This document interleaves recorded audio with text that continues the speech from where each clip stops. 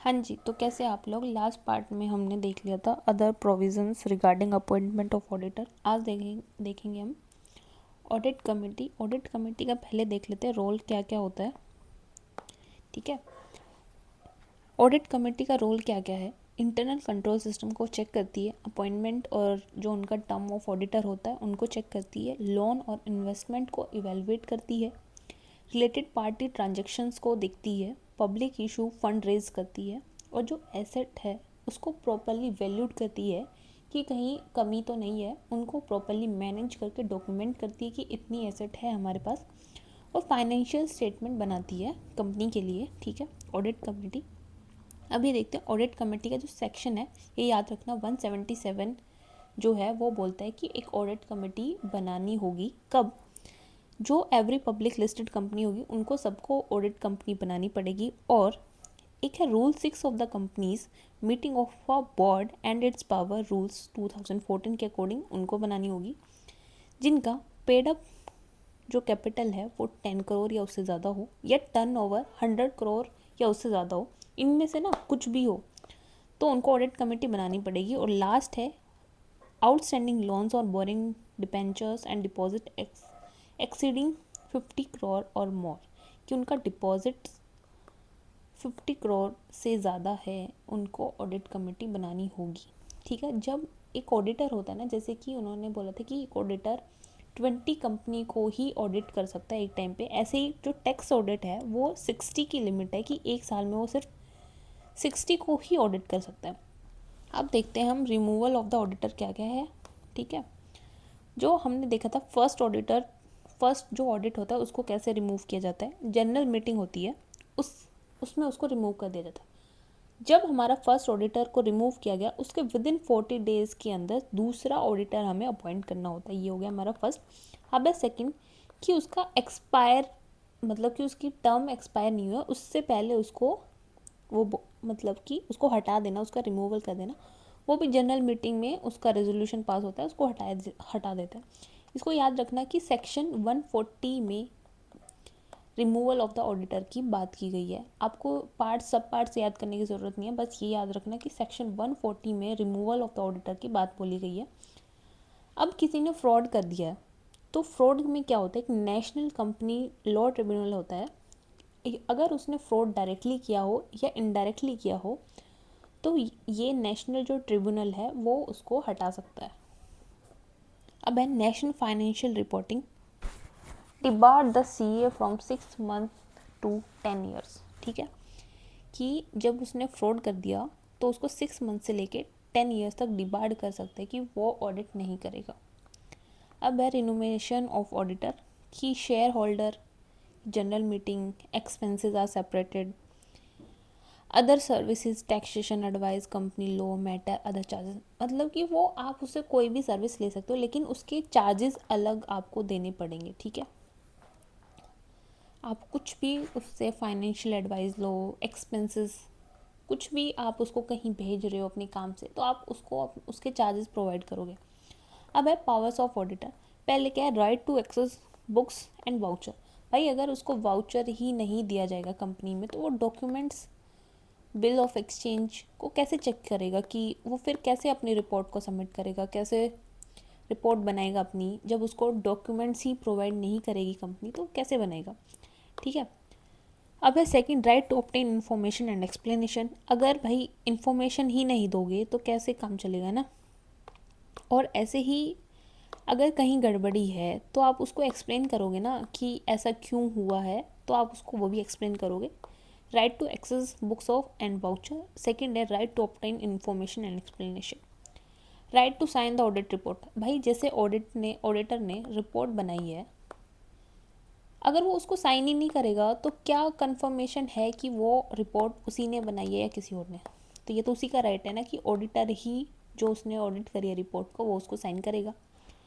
Right to receive notice and attend general meeting. वो general meeting को attend कर सकता है, सिर्फ वोटिंग नहीं कर सकता वहाँ पे। ठीक है, अब है second, right to visit branches, कि जब वो उसको फिजिकल एग्जामिनेशन करता है ना तो ब्रांचेस को विजिट करता है। राइट टू गेट रेनोमिनेशन, ये हमने देख लिया। Right to report to members, right to seek legal and technical advice, ठीक है, right to give suggestion to the boards, right to correct wrong statement और राइट टू आइडेंटिफाइड। ये हो गया। अब देखेंगे ड्यूटीज़ ऑफ द ऑडिटर। पहले है statutory duties and duties under company law and other duties.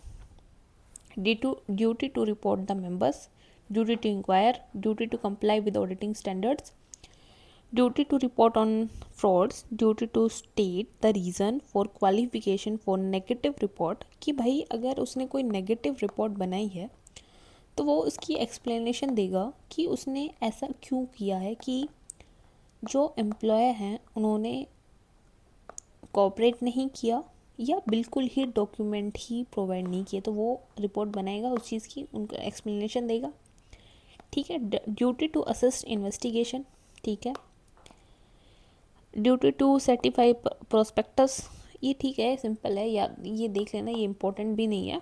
Duties under common law, duty to be honest, ठीक है भाई, ऑनेस्ट ही नहीं होगा, अगर वो अपनी इंडिपेंडेंस को लूज़ कर देगा तो उसका मतलब ही नहीं है ना ऑडिट करने का, ठीक है, फर्स्ट होगा। Duty to obtain knowledge about the company, ठीक है। Duty to perform additional work, भाई एडिशनल वर्क करने की उसकी ड्यूटी है लेकिन उसको एक्स्ट्रा चार्जेस दिए जाएंगे उसके लिए। Duty to verify asset held by the company, ठीक है। Other duty contractual and professional D, simple है, ठीक है।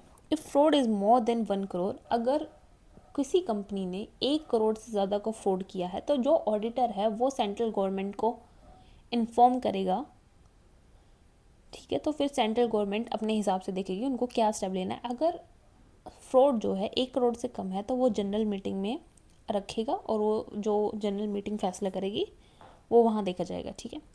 इंटरनल ऑडिटर, अब इंटरनल ऑडिटर जो होता है, जो लिस्टेड कंपनी होती है ना, उनको तो भाई सबको रखना होता है कि इंटरनल ऑडिटर उनको रखना ही पड़ेगा। और अनलिस्टेड कंपनी जो होगी उनको किसको रखना है, जिनका paid up share capital 50 crore से ज़्यादा हो और टर्नओवर 100 करोड़ से ज़्यादा हो, या आउटस्टैंडिंग डिपॉजिट 25 करोड़ और उससे ज़्यादा हो, ठीक है, और आउटस्टैंडिंग लोन 100 करोड़ हो। तो अनलिस्टेड कंपनी के लिए इनमें से कोई भी चीज़ फुलफिल होगी तो उनको भी इंटरनल ऑडिटर रखना पड़ेगा।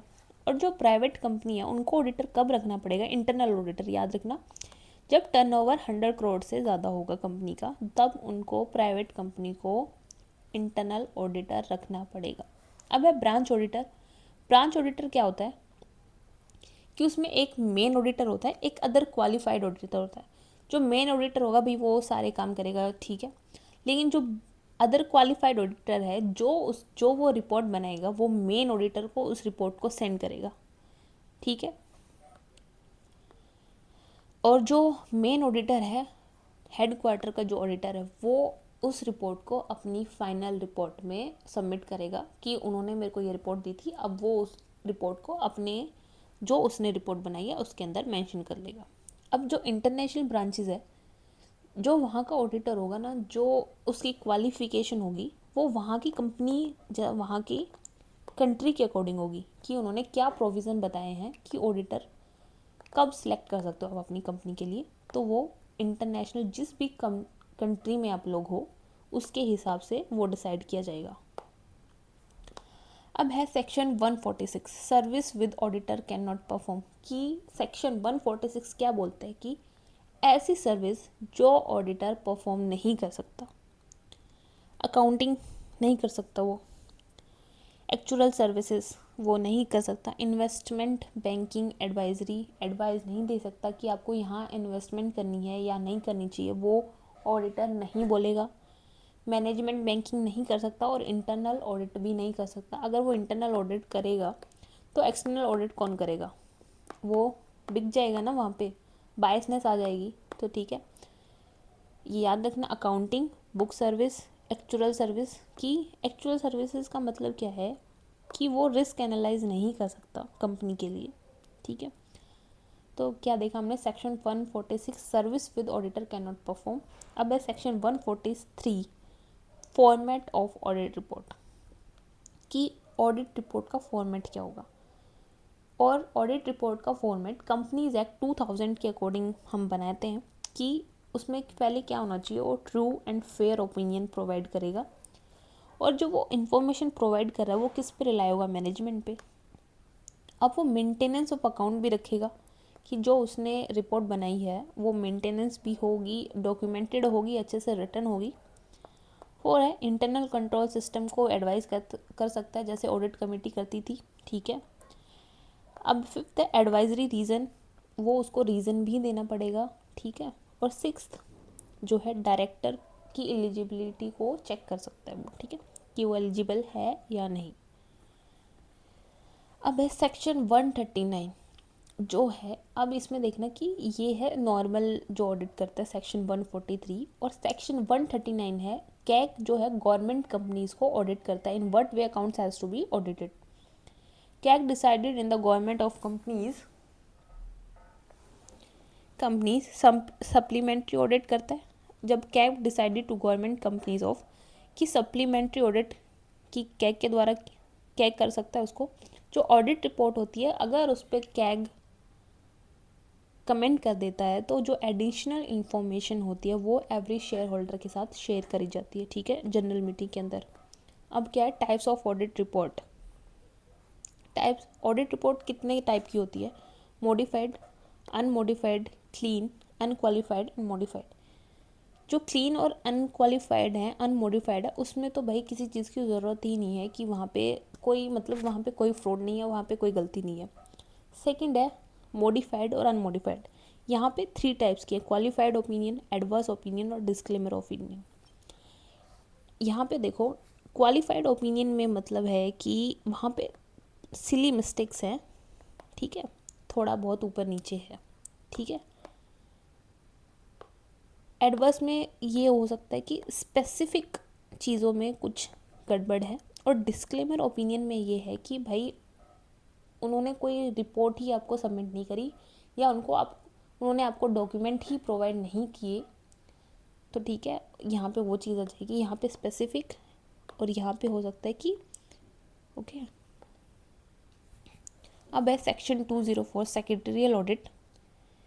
एवरी लिस्टेड कंपनी की जो सेक्रेटरियल ऑडिट होता है कि उनको जो लिस्टेड कंपनी होगी उनको सबको सेक्रेटरियल ऑडिट रखना पड़ेगा। जो बड़ी कंपनी होती है बेसिकली वही सेक्रेटरियल ऑडिट रखती है, ठीक है। और ये कंपनी सेक्रेटरीट के पोस्ट पे होते हैं, अपने बोर्ड ऑफ डायरेक्टर की रिपोर्ट के साथ सेक्रेटरियल रिपोर्ट भी सबमिट करेंगे, ठीक है। और जो लिस्टेड कंपनी नहीं है उनके लिए क्या है, paid up share capital 50 crore होगा और टर्नओवर 250 करोड़ होगा, और आउटस्टैंडिंग लोन 100 करोड़ और उससे ज़्यादा होगा, ठीक है। वाई सेक्रेटरियल ऑडिट की सेक्रेटरियल ऑडिट क्यों रखा जाता है कि लॉज एंड रेगुलेशन सही से फॉलो हो रहे हैं या नहीं, कंप्लाइंट विद लीगल प्रोविजंस, ठीक है, कि लीगल प्रोविजन से कंप्लाई कर रहा है या नहीं। अब है कारो 2022, इसका मतलब क्या है, companies audit report order financial statement के ऑडिट पर अप्लाई किया जाता है। ये हमारा 2020 में आया था, लेकिन उसके बाद क्या हुआ, कोविड आ गया, तो इसको फर्स्ट अप्रैल 2022 को अप्लाई किया गया था, ठीक है। इसमें बेसिकली कारोबार लाने का मतलब क्यों लाए गए थे इसको, कि कंपनीज के अंदर ट्रांसपेरेंसी आ सके। और जो बेसिकली ये क्वेश्चन पूछा जाएगा कि इसके अंदर कौन कौन नहीं है। अगर आपने ये याद कर लिया कि कौन नहीं है तो जो होंगी वो तो आप टिक कर ही दोगे ना पेपर में। तो बेसिकली 6 चीज़ हैं जो एक्सेप्ट मतलब कि वो कारों के अंडर नहीं आती हैं, तो देख लेते हैं फटाफट।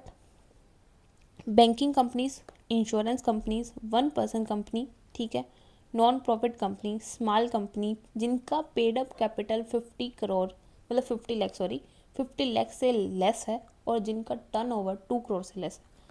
Any private company maintain not subsidiary of public company, जिनका पेड अप कैपिटल 1 करोड़ से लेस हो और 10 करोड़ से टर्नओवर लेस हो, और लोन जो उन्होंने लिया हो 1 करोड़ से लेस हो, ठीक है, उनको नहीं बनाना पड़ेगा वो। तो याद रखना कि जो प्राइवेट कंपनी है उनका paid up capital 1 crore, turnover 100 crore से कम और लोन भी 1 करोड़ से कम उनका होना चाहिए, तब उन पे कारो अप्लाई नहीं होगा। कारो क्या है कि ट्रांसपेरेंसी चेक करने के लिए एक ऑडिटर रिपोर्ट का ऑर्डर गवर्नमेंट लेके आई थी फाइनेंशियल स्टेटमेंट को चेक करने के लिए। अब जो कारो है वो क्या इन्फॉर्मेशन आपको प्रोवाइड करता है? इन्फॉर्मेशन गिवन टू कारो कि plant, property, equipment, intangible assets, immovable property, benami property, inventory, ठीक है, working capital, investment, cost record, deposit, legal dues and adverse qualified, ठीक है। ये आप याद कर लेना कि plant, property, equipment, intangible assets आपको पता ही होगा, हम अकाउंट्स में पढ़ चुके हैं इसको। इंटेंजिबल का मतलब होता है जिसको आप छू नहीं सकते, ठीक है। इमूवेबल प्रॉपर्टी, बेनामी प्रॉपर्टी, जैसे किसी उसका कोई ओनर नहीं है, ठीक है। Inventory, working capital, investment, cost record, deposit, legal dues, adverse and qualified. अब ये लास्ट बचा है, बस जल्दी से इसको देख लेते हैं। क्लासिफिकेशन क्या है ऑडिटर की? इसमें बहुत सारे टाइप के ऑडिटर हैं। स्टैट्यूटरी ऑडिट मतलब कि जो लॉ के द्वारा भाई कंपलसरी है, लॉ के द्वारा बनाया गया। प्राइवेट ऑडिटर, गवर्नमेंट ऑडिटर और इंटरनल ऑडिटर। और from practical point of view and according to the organisational structure of business. 2 type के हैं। अब देख लें स्टैट्यूटरी ऑडिट देखते हैं पहले। कंपनी ऑडिट, ठीक है, audit of trust, audit of other institute, ठीक है, बे सिंपल है। अब है प्राइवेट ऑडिटर क्या है? Audit of the accounts of soul trader, ठीक है, पार्टनरशिप को भी कर सकता है। ऑडिट ऑफ अकाउंट्स और अदर इंडिविजुअल एंड इंस्टीट्यूशन, कि सोल ट्रेडर हो सकता है या पार्टनरशिप में हो सकता है या इंडिविजुअल एंड इंस्टीट्यूशन का भी कर सकता है। अब है from practical point of view, ये बहुत सारे हैं। कॉन्टीन्यूअस ऑडिट, कि भाई आप बार लगातार अपने ऑडिटर कर रहे हो, लेकिन इसका मेन चीज़ क्या है, ये बहुत ज़्यादा एक्सपेंसिव हो जाता है। जो स्मॉल बिजनेस हैं वो इसको अफोर्ड नहीं कर पाते, ठीक है। Through out the year in regular interval, मतलब भाई छोटा बिजनेस कैसे कर पाएगा इसको, तो बिग बिजनेसेस करेंगे। तो complete check, timely record and accountable. इसकी डिसएडवांटेज मैंने आपको बता दी कि कॉस्टली होगा, ठीक है। और अब है एनुअल और पीरियोडिकल और फाइनल कंप्लीटेड ऑडिट। ये मैं आपको बताती हूँ यहाँ पे कि इसका एडवांटेज क्या है और डिसएडवांटेज क्या है। कि कॉन्टीन्यूस में क्या था कि वो एक्सपेंसिव था, लेकिन इसकी कॉस्ट क्या है, सिंपल है, कॉस्ट कम है, सिंपल है, नो नीड टू पोज। जैसे कि यहाँ पे कंप्लीट में आप ऑडिट करोगे तो आपको अपनी कंपनी के वर्क को पॉज करना पड़ेगा ना, ठीक है। यहाँ पे वो दिक्कत नहीं आएगी कि आपको पॉज करना पड़े, और ये स्मॉल बिजनेस के लिए यूज़फुल है। अब नेगेटिव क्या है कि इसमें डिटेल जो है लिमिटेड होगी, आप पूरा उसकी डिटेल एनालाइज नहीं कर सकते, इसमें डिले हो सकता है, not very suitable for large business, और मिस स्टेटमेंट भी हो सकती है इसमें। अब है balance sheet audit. Balance sheet में क्या चेक करते हैं, एसेट और लायबिलिटी चेक करते हैं। कैश ऑडिट में चेक करेंगे कि कितना कैश है, और कॉस्ट ऑडिट में चेक करेंगे कि कितनी, जैसे रॉ मटेरियल ले रहे हैं तो उसकी कितनी कॉस्ट है। अब है कंप्लीट ऑडिट। कंप्लीट ऑडिट में क्या होता है, detail evaluation of all books of account, की पूरे अकाउंट्स की डिटेल एक्सप्लेनेशन होती है। और पार्शियल ऑडिट में क्या होता है कि ऊपर ऊपर से चेक कर लिया, ठीक है। और डिटेल्ड ऑडिट में क्या होता है, जैसे कंप्लीट ऑडिट, आप बोलोगे कंप्लीट ऑडिट और फिर डिटेल ऑडिट में फ़र्क क्या है। डिटेल ऑडिट में क्या है कि स्पेसिफिक रिकॉर्ड को चेक किया जाता है इन डिटेल, और कंप्लीट ऑडिट में क्या है कि पूरे अकाउंट को अच्छे से चेक किया जाता है। लेकिन डिटेल में क्या है कि स्पेसिफिक अकाउंट को डिटेल्ड में चेक किया जाता है। इंटरिम ऑडिट, कि भाई साल के अंदर आपने एक बार ऑडिट करवा लिया। मैनेजमेंट ऑडिट, की मैनेजमेंट खुद से ऑडिट कर रही है। Property audit and performance audit, ठीक है। ऑपरेशनल ऑडिट, ये भी ठीक है। इन्वायरमेंटल ऑडिट, वही कि जिसको इन्वायरमेंट से प्यार होता है कि कितना कार्बन वो हमारा वो कर रही है कंपनी, उसको चेक कर लेती है, ठीक है। अब देखते हैं,